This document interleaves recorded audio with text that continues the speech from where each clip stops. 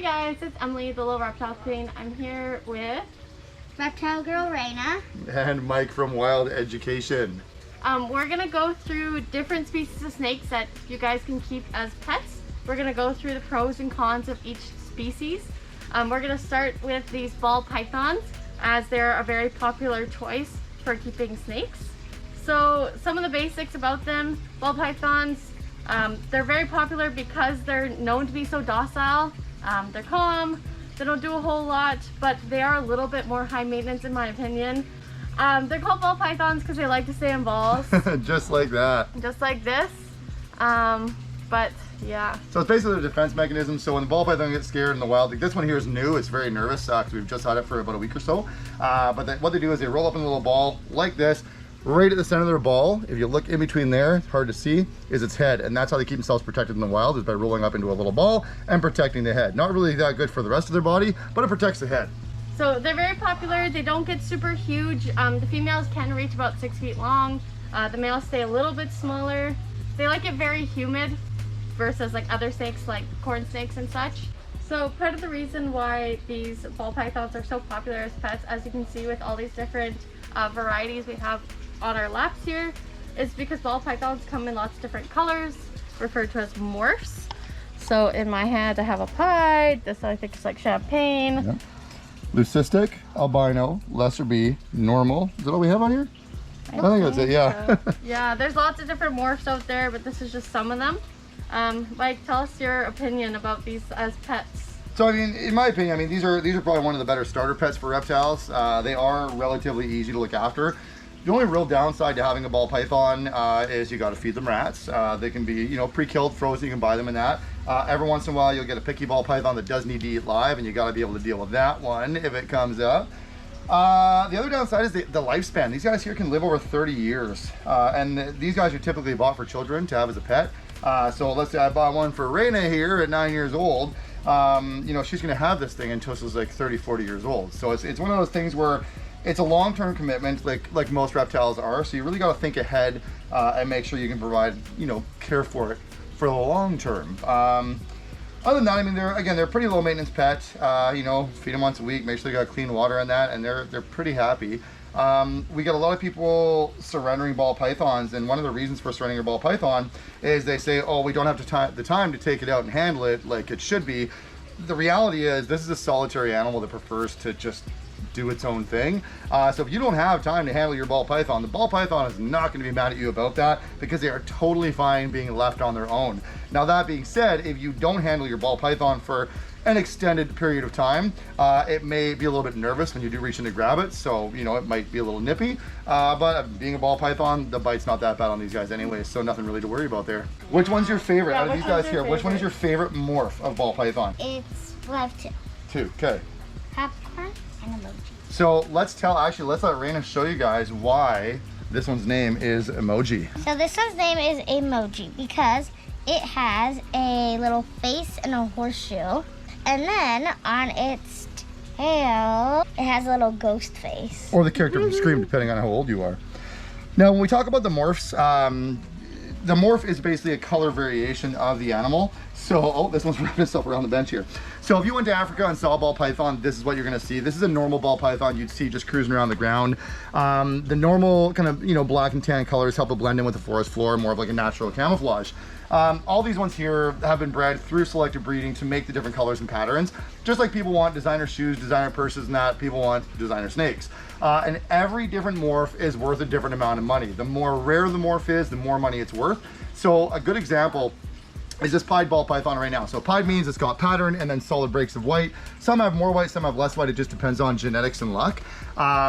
This one here right now, if I sold this one, maybe $300 or $400. If you go back about 10 years, this would be about a $15,000 snake just because of the color and pattern on it.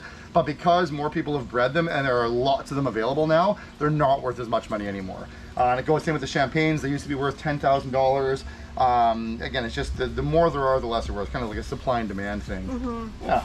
All right, so now we're here with some different kinds of snakes. We got 3 different kinds of snakes here. We have The corn snake. We have Milk snake. And king snakes. Now the king snakes we are keeping separate from the other snakes. I gotta watch these guys. King snakes are actually a cannibalistic snake. What does cannibalistic mean? that they can eat other snakes. Exactly, they eat other snakes. And these guys here, they will actually swallow another snake alive. Like they'll just grab it and start swallowing it while it's still alive. Crazy to watch. I've actually seen it one time years ago at a friend's house. He had a snake that only ate other snakes, and he actually had feeder snakes. So it was terrible, but it was nature. So a couple different kinds of king snakes here. We got a California king snake. We've got a Mexican black king snake. They are sort of popular as pets. The downside to king snakes is they are a fairly active snake, and they are a little bit more on the nippy side if you don't work with them. So as you can see, like from the ball pythons we're holding, they just sit there and do nothing. These guys here are kind of always moving around. But other than that, I mean, they're all right as pets. I prefer the bigger snakes like ball pythons or boas, things like that. Yes, Raina. I have something to say about the black. What do you want to say about this one? Now, its name's like black king snake. Yeah. But it's not actually black. It's actually brown. That is true. Look at it really closely. It is a deceiving name. It's called a Mexican black king snake, but if you look close, it is actually a brown snake. Now, Raina has a milk snake. Now, milk snakes, they actually they very closely resemble a venomous snake called the coral snake. And a lot of people think they can go by this saying to tell the difference between a coral snake and a milk snake. And Raina, what is that saying? Red touch yellow, kill fellow. Red touch black, you're okay, Jack. So the general thought is that if you see a snake like this and the red part touches the yellow part, it's going to be a coral snake, and if it bites you, you can die. But because this one here, the red part is touching the black part, it should be harmless. Now, yes, that rule does work for certain ones, but it does not work for all of them. So the general rule is if you don't know what it is, don't pick it up. Don't touch it. If you can't identify it, you definitely don't want to Exactly. pick it up. I see so many people on these Facebook, like snake identification pages, not on Facebook, and they're holding a snake. It'll be a venomous, like a copperhead, holding it like this. What kind of snake is this? Don't do that. Don't be that person. If you don't know what it is, just leave it on the ground, okay? Even if you do know what it is, leave it on the ground. Yeah, exactly. Now the corn snakes we have, again, a very, very popular pet snake. These are probably on the same scale as ball pythons when it comes to pets. They do come in a variety of colors and patterns. This one here is your more normal color you see in the wild. I'm not up on my corn snake morphs. These are all rescues. I don't know which morphs exactly they are, but I do know the gray one is called an anery corn snake. This one here, pretty much full grown. They don't get a whole lot bigger than this. This is a good sized boy. Again, a little more active snake, but you know, still a decent pet. But again, it's not my thing. I like the bigger, chubbier snakes myself. They're all colubrids. They're a little bit more slender, they're long, and they're more active.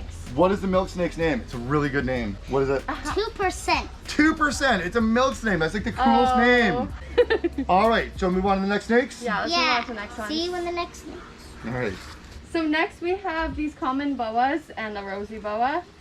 So you can see right away that these common boas get absolutely ginormous. Whereas this rosy boa, tell us, Raina. They're better as pets because they don't actually get that big. They're about like 2 feet or something. Yeah. Exactly. Whereas these guys, those are young ones, these guys can get anywhere between 9 and 12 feet long when they're full grown. Again, it's something to think about when you buy a pet. Not only do we have the long lifespan of a snake, we also have the size of a snake. Also, there are many places in British Columbia where these are actually illegal, like where Emily is from. In Kelowna, you can't actually have boa constrictors as pets because they're illegal in the city. In Abbotsford, they're not, but every different municipality, every province, every country has their own separate set of laws and that, bylaws, wildlife laws. So always good to check into your laws and that before you get into a pet too, to make sure your animal is actually legal. Now the boas, these guys do come in morphs as well. We have just our normal one here, and then we have an albino. This is Raina's, what's this one's name? Cuddles. Cuddles. Now Raina, tell us why you wouldn't normally see an albino like this in the wild. Because it doesn't really blend in with the greenery around it. And the Exactly. It has no, what's the word we're looking for?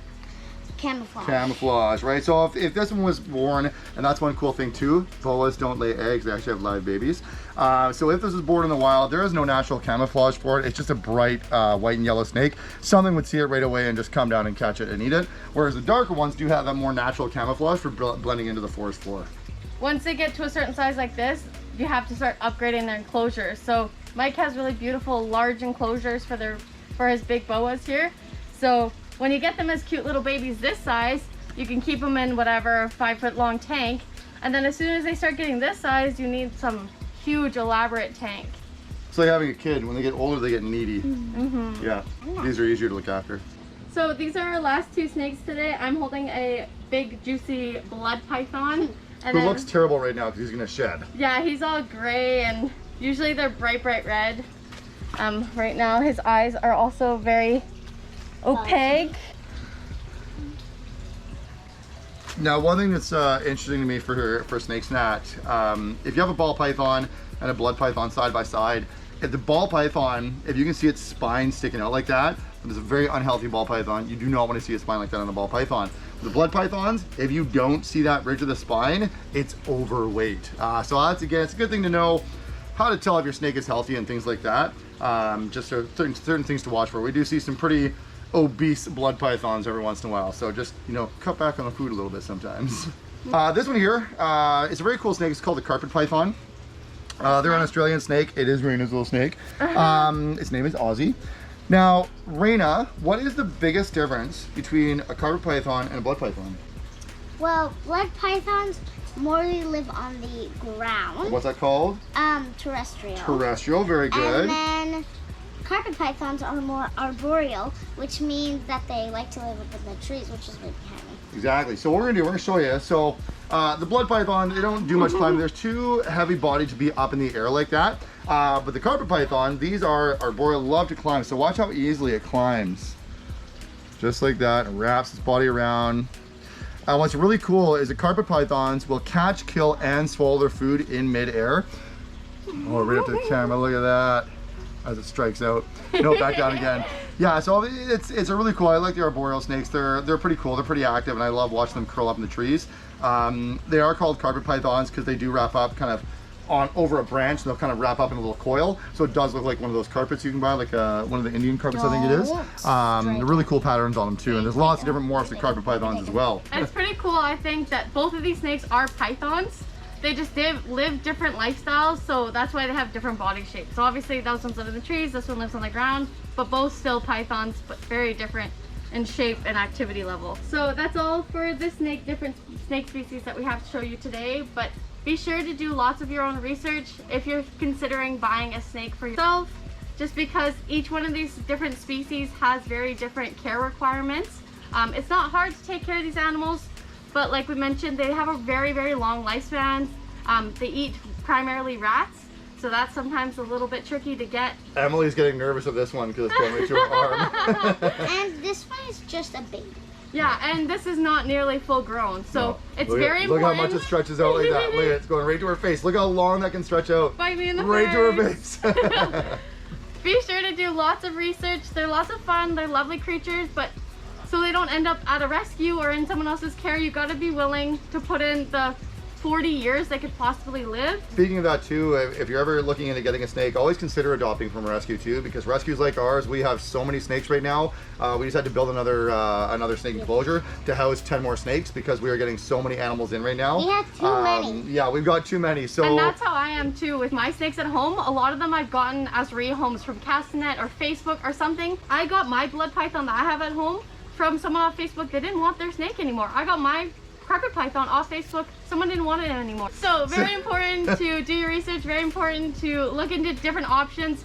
It's best to support either local breeders or buying directly from a rescue. Oh, it struck out. Watch. Let's see. No, got it. Oh, it got me. It got my finger. There we go. And that's another risk too, they can bite you. Yep, so like that. You gotta consider that. No, Daddy, All right. Daddy, no. All right, so on that note, I'm going to give Raina, oh there, it got me again. It just got me, I wasn't even trying. All right, so I'm going to give Raina a big hug as we say goodbye on this video. But be sure to like, comment, and subscribe. Be sure to check out Mike at Wild Education on Facebook, Instagram, his website. And if you want to come and see these animals at his education center, be sure to book a show with him, because you can come do what we're doing right now for yourselves, and that's pretty fun. Minus the biting, okay? Minus the biting, if you come no here, I won't guarantees. threaten you with snakes, okay? This is for Raina. Thanks for watching, guys. Thanks for watching. Bye.